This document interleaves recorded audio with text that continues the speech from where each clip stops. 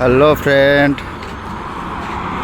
এখন আছি দুর্গাপুর টোল পার করে দাঁড়িয়েছি। লোড করে চলে আসলাম। দেখি আমার এক বন্ধুর গাড়ি দাঁড়িয়ে আছে, এই যে দেখি কি করছে বন্ধুটা। একটা হোটেলের সামনে দাঁড়িয়েছে। এই সুমনদা,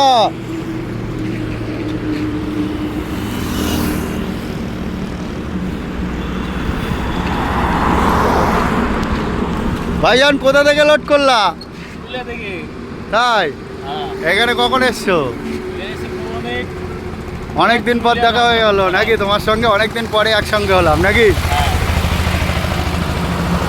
খালাসি কোথায় গেল? তা চাটা খেয়েছো? তাই? ঠিক আছে, চলো।